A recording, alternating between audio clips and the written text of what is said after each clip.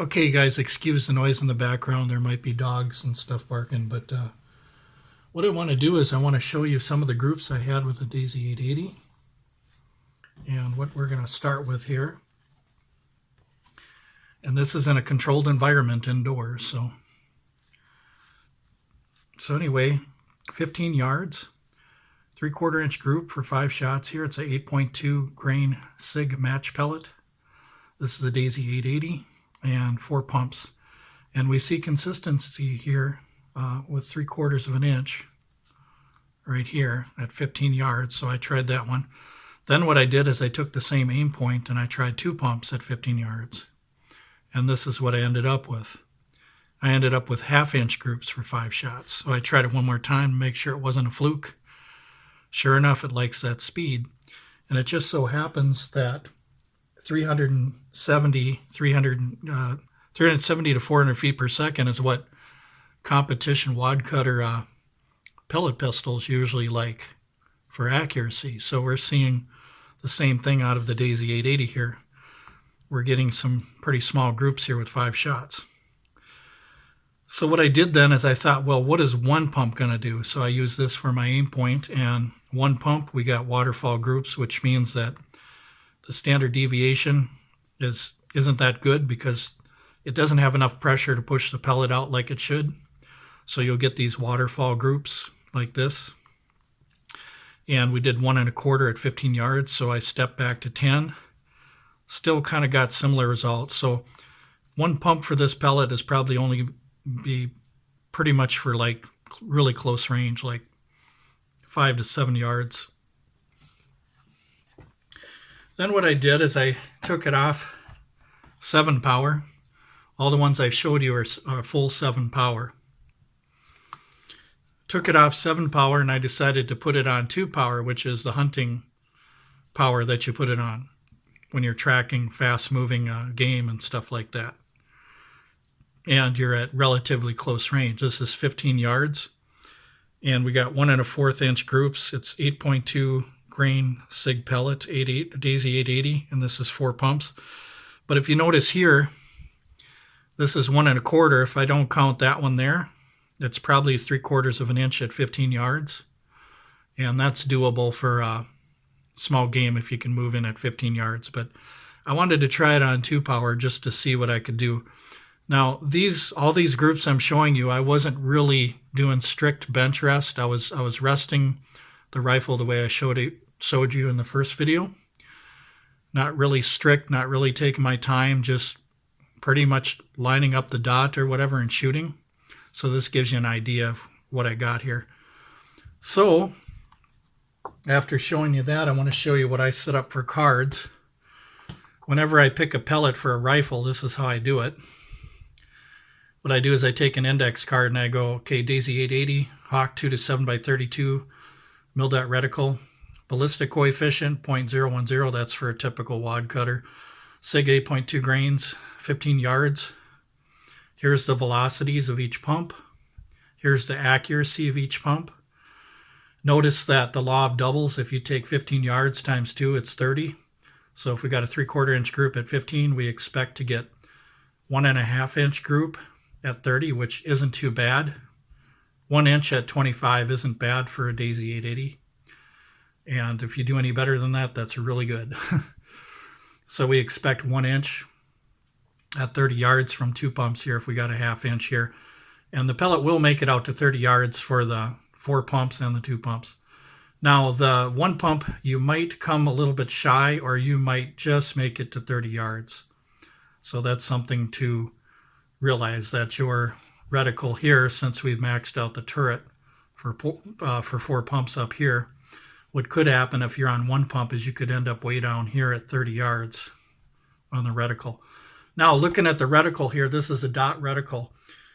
My reticle doesn't have the hash marks. I put the hash marks in there to represent 1/2 mil, and I don't have them hash marks. I have it in one of my other scopes. 7 power scope. You can see the dots here, and you can see the pumps. Notice that 1 pump here covers 3 mils at 15 yards. That's because the accuracy is very poor. So when you're doing a hold, you want to do a hold -1 because it's in the general center area, because that group is going from here to here, so it's a pretty wide group. We see that number 2 is 1.5 mil right here. That's where the impact is. And we see 4 pumps. I had set it up for the top mill to impact indoors at 4 pumps. So what you notice here is 1.1 mil, which is if I set it from 7 power to 2 power. That's where it impacts. So you get the best of both worlds. You get to shoot indoors, 1 through 4 pumps or whatever. And it's versatile because you can go outside and you don't have to adjust your elevation on your turret and stuff for the Daisy 880.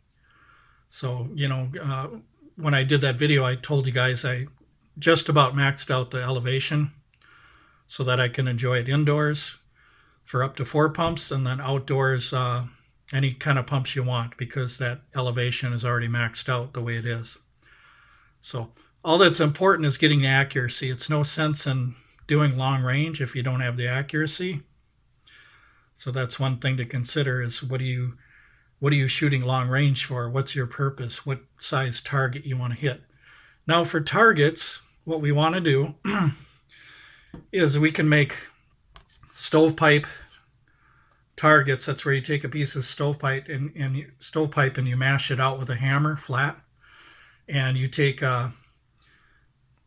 like a sheet metal cutters, and you can make square targets for like this stuff here.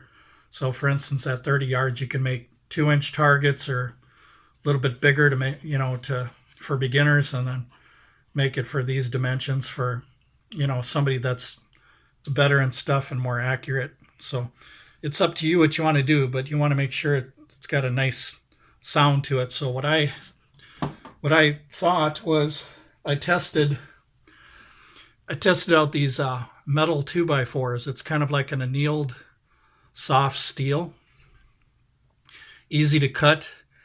And here's 10 pumps with a 8.2 grain wad cutter.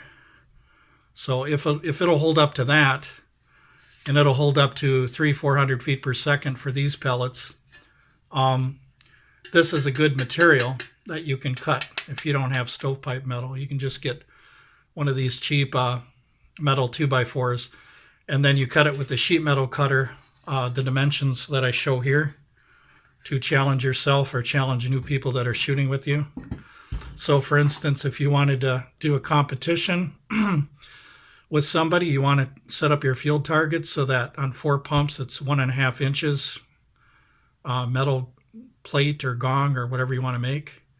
And then at 30 yards, you want to have a 1-inch target. And then of course, for this one here, you want to have a 2.5-inch target. So, and like I said, that 1 pump might not make it. So if you want to make a little clanger for the 1 pump, put a 2.5-inch plate out there or something. Make your own sheet metal plates or whatever.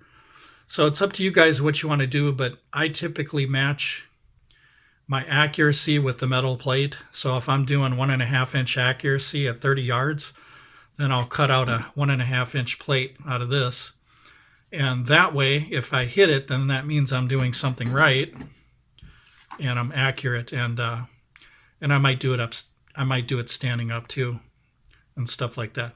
So just because you don't have a lot of money, it doesn't mean you can't do field target, guys. You have to understand it's shooting is about shooting and actually doing it. Even though you have limited accuracy or you don't have a fancy air rifle, you can do stuff like this. You can learn, and you can do field target shooting. This metal really has a nice gong to it, so you can shoot out longer ranges and stuff and get better and better and experiment with your pumps. You want to experiment with different pellets, and you also want to experiment with different speeds too, because sometimes you have to reduce the speed to hit the target or to have better groups.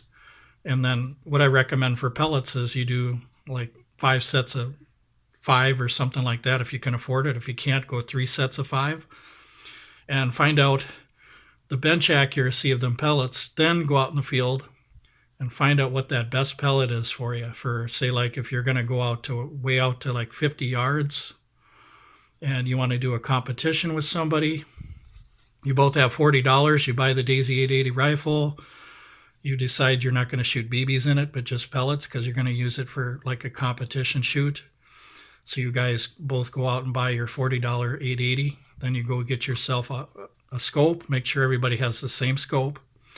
And then make sure everybody has the same pellets. And then all you have to do is just, have a showdown with somebody, and whoever knows how to use their scope and can hold nice with their accuracy, like standing up or bench rest, or you can do a lot of different things. You could do standing, kneeling, sitting, laying, competition like they used to do back in the day with the Daisy 880 with just the factory sights, which they don't do anymore. I don't know why, but it's time to change that. Time to do all that and to set up some kind of handbook on competition shooting with the Daisy 880. And that's something that I probably should have done a long time ago. I probably should have got started on some kind of standard for every Daisy 880 rifle out there to do a competition type thing, and to find out what size targets we're going to use, what kind of pellets, and so on. So, but anyway, thank you for watching, you guys.